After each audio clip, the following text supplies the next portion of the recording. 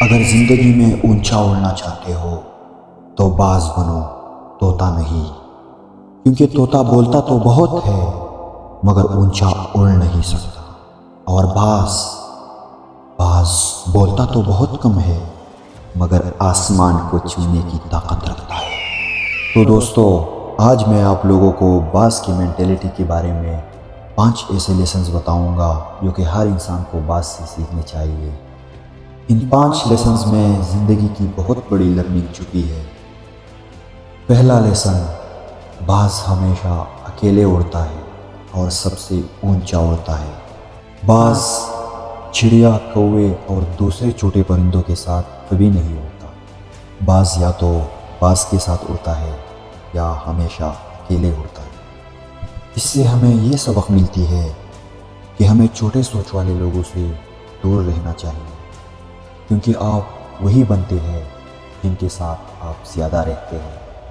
تب ہی تو ایک مہان انسان نے کہا تھا، "A man is known by the company he keeps"۔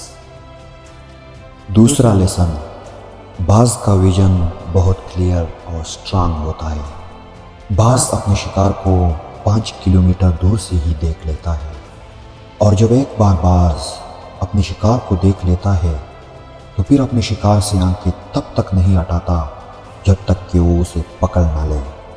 وہ اپنے مقصد کو حاصل کر کے ہی دم لیتا ہے۔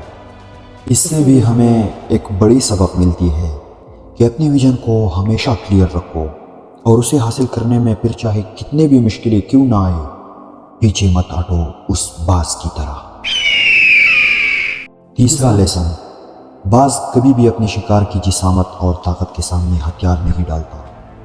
جب ایک بار باز اپنا شکار چن لیتا ہے، پھر چاہے وہ کتنا ہی بڑا اور طاقتور کیوں نہ ہو، باز اس کا شکار کر ہی لیتا ہے۔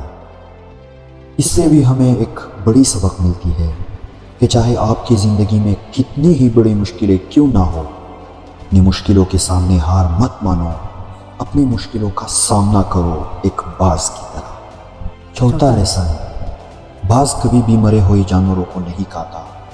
باز ہمیشہ اس جانور کو کھاتا ہے جس کا شکار وہ خود کرتا ہے۔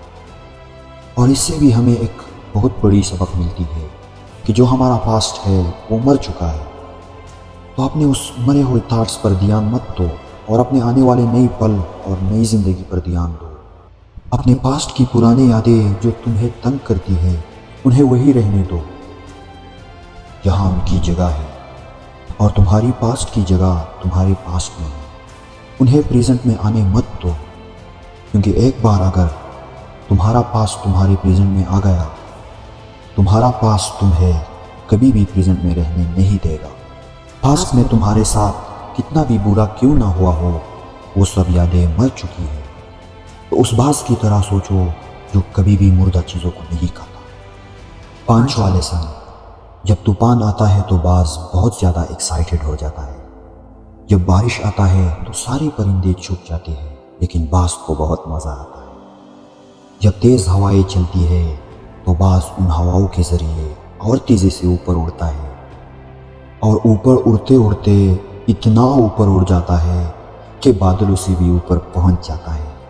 اس سے بھی ہمیں ایک بہت بڑی سبق ملتی ہے کہ مصیبت میں ہمیشہ مزہ ڈھونڈو، مصیبت کو مصیبت کی طرح مت دیکھو، بلکہ اسے ایک موقع کی طرح دیکھو، اپنے آپ کو مضبوط اور شکتیشالی بنانے کا موقع۔ ہمیشہ اس باز کی طرح سوچو، مشکلوں سے ڈرو نہیں، مشکلوں کا سامنا کرو، کیونکہ مشکلیں ہی ہے جو آپ کو زندگی میں آگے بڑھاتی ہیں۔